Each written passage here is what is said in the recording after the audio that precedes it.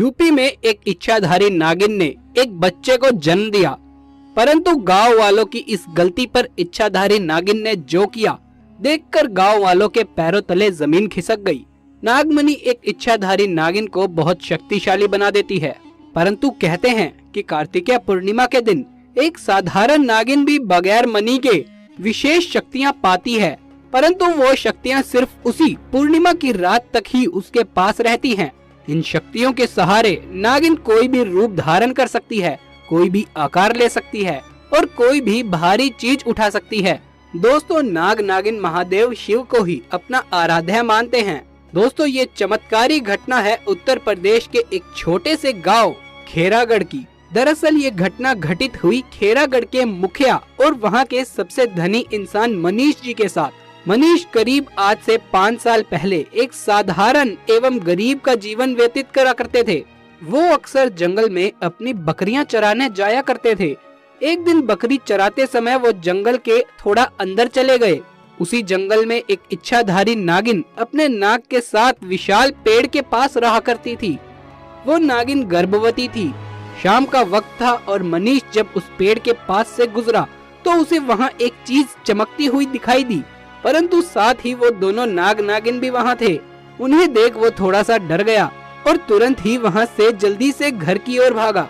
मनीष इतना घबराया हुआ था कि उस समय तो उसने पीछे मुड़कर तक नहीं देखा, परंतु उस रात उसके जहन में वो चीज जो चमक रही थी वो बार बार आ रही थी। वो इतना तो समझ गया था कि वो कोई साधारण सी चीज नहीं थी, बहुत मूल्यवान चीज होगी और अगर वो मुझे मिल गई तो मैं धनवान हो जाऊंगा। परंतु सबसे बड़ी मुश्किल तो ये है कि वो दोनों नाग नागिन वहाँ पर हैं। अगले दिन वो वापस जंगल उसी पेड़ वाले स्थान पर गया और कुछ दूर खड़े रहकर छिपकर उस पेड़ के पास रह रहे नाग नागिन को देखने लगा। कुछ देर देखने के बाद उसने ध्यान दिया कि वो नागिन तो गर्भवती है। वो उस रात घर आकर सोचने लगा कि ये तो अच्छा मौका होगा, जब नागिन अपने बच्चे को जन्म देगी तभी वो नागमणि चुरा लेगा, क्योंकि उस समय नागिन कमजोर होगी, बस नाग को मारना होगा। दोस्तों, कहते हैं अगर किसी नाग के मुंह की तरफ गोबर मार दिया जाए तो वो अपना होश खो बैठता है। अब मनीष हर रोज गोबर लेकर उस विशाल पेड़ के पास पहुंचकर सही मौके का इंतजार करने लगा। एक दिन वो मौका भी आ गया जब नागिन अपने बच्चे को जन्म देने ही वाली थी। तभी चुपके से मनीष ने नाग के मुंह पर तेजी से गोबर मारा और फिर एक बड़े से पत्थर से नाग को भी मार डाला। फिर उसने नागिन और उसके बच्चे को भी मार डाला और उस मणि को उठाकर जल्दी से घर की तरफ निकल पड़ा। परंतु इधर नागिन किसी तरह बच गई और बस बेहोश पड़ी थी। जब नागिन को होश आया तो उसने अपने बच्चे और पति को मरा हुआ पाया।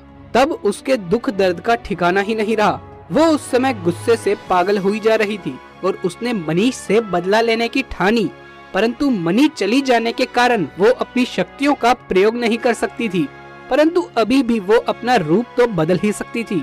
इधर मनीष को जैसे ही मणि मिली उसका पूरा जीवन ही परिवर्तित हो गया। उसकी फसल इस बार काफी अच्छी हुई और काफी महंगे भाव में बिकी। उसकी तो जैसे मानो लॉटरी सी लग गई, क्योंकि जो भी वो धंधा कर रहा था उसे हर जगह से लाभ मिल रहा था और मनीष को पता था कि ये सब उस चमत्कारी नागमणि का ही कमाल है। गांव में हर जगह उसका नाम था। मनीष के इस रुतबे को देख एक अच्छा रिश्ता मनीष के लिए उसके पास के ही गांव से आ गया और मीरा नाम की एक सुंदर स्त्री से उसका विवाह संपन्न हुआ। मीरा अपने पति मनीष को बहुत प्यार करती थी और बहुत इज्जत भी देती थी। दोनों एक दूसरे का कदम कदम पर साथ निभाते थे।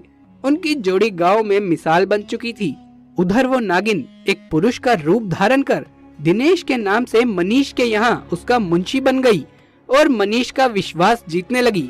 मनीष भी दिनेश के व्यवहार और वफादारी को देख उसे अपना भाई सम्मान ही मानने लगा। एक दिन सीमा अपने पति मनीष के पास आती है और बताती है कि तुम अब पिता बनने वाले हो, मैं गर्भवती हूँ। ये सुन मनीष की खुशी का ठिकाना ही नहीं था। उस दिन वो खुद अपने मुंशी दिनेश के पास गया और बोला कि देखो दिनेश, मेरा कोई भाई नहीं है, परंतु जब से तुम्हारा साथ मिला है तुम मेरे सगे भाई से ही बन गए हो। आज मैं बहुत खुश हूँ, इसलिए आज मैं तुम्हें और अपनी पत्नी को एक खास जगह पर ले जाना चाहता हूँ, क्योंकि मेरा इस दुनिया में तुम लोगों के सिवा और कोई नहीं है। और इतना कहकर मनीष ने अपनी पत्नी और दिनेश को कार में बैठाया और गांव के एक कोने में ले जाकर कार रोक दी।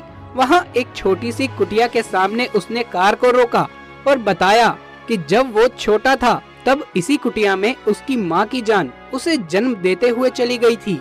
उसके पिता तो पहले ही गुजर चुके थे। तब एक बूढ़े बाबा ने उसकी माँ को वहीं दफना दिया और मनीष को उसी बूढ़े बाबा ने पाल पोस कर बड़ा किया। मनीष बताता है कि जब भी उसके साथ कोई बुरी घटना होती है या जब वो दुखी होता है तो बस वो इसी कुटिया के पास चला आता है। यहाँ उसे एक अनोखा सुकून का एहसास होता है। मनीष आगे बताता है कि आज तुम दोनों को मैं इसलिए यहाँ लाया हूँ क्योंकि तुम दोनों अब मेरी जिंदगी का एक अहम हिस्सा बन चुके हो। दोस्तों, ये सुन सभी की आंखों में पानी भर आता है। कुछ देर रुकने के बाद जब वो वापस पहाड़ी से होते हुए घर को जाते हैं तभी अचानक उनकी गाड़ी पहाड़ी पर एक बड़े पत्थर से टकराती है और गाड़ी को जोर का झटका लगता है, जिसके कारण मनीष तो कार में ही फंसा रहता है। परंतु उसकी पत्नी मीरा पहाड़ से नीचे गिरने ही वाली थी, परंतु वो एक पेड़ पर अटक जाती है और उसी पेड़ के ठीक नीचे बहुत गहरी खाई थी। दोस्तों, वो रात कार्तिक पूर्णिमा की ही रात थी। दिनेश अपनी शक्तियाँ पाकर पुनः नागिन रूप धारण कर लेता है। मनीष दिनेश को देख चौंक जाता है क्योंकि दिनेश अब नागिन में पुनः बदल गया था। वो नागिन मनीष को बताती है कि कैसे ठीक इसी तरह वो इसी स्थिति में फंसी हुई थी जब मनीष ने उसका पूरा घर संसार उजाड़ दिया था, उसके पति और बच्चे को मारकर, और आज मेरे पास बदला लेने का सही मौका है। मनीष घायल था और गाड़ी में फंसा हुआ था। वो रो रो कर नागिन से बोलता है कि भले ही मेरी जान ले लो परंतु मेरी गर्भवती पत्नी को छोड़ दो। परंतु तभी उस नागिन को अपनी वही स्थिति याद आती है कि क्या होता है जब कोई अपना छिन जाता है। ये जिंदगी का सबसे बड़ा दुख होता है। नागिन ने मनीष का उसकी पत्नी के प्रति सच्चा प्यार देख उसे माफ कर दिया और सीमा को उस पेड़ से निकाल कर बचा लिया तथा दोनों को हॉस्पिटल छोड़ खुद वापस जंगल में उसी विशाल पेड़ के पास चली गई। जब मनीष हॉस्पिटल से स्वस्थ होकर अपनी पत्नी के साथ अपने घर वापस लौटा तब उसे ये एहसास हुआ कि उसने कितनी बड़ी गलती कर दी थी। वो नागमणि को लेकर उस विशाल पेड़ के पास गया और उस नागमणि को वहीं रख दिया। फिर फूट फूट कर रोने लगा और शाम को वापस घर आ गया। दोस्तों, कभी कभी इंसान लालच में आकर ऐसी इतनी बड़ी गलती कर बैठता है कि उस गलती को ठीक ही नहीं किया जा सकता और बस अंत में पछतावा ही रह जाता है। आपको ये घटना कैसी लगी हमें कमेंट्स बॉक्स में जरूर बताएं। अगर ये वीडियो अच्छी लगी हो तो इसे लाइक कर दें। अपने दोस्तों और रिश्तेदारों के साथ इस वीडियो को शेयर कर दें। हमारे चैनल को जरूर से सब्सक्राइब कर लें। जल्द मिलेंगे एक और वीडियो के साथ। तब तक के लिए धन्यवाद।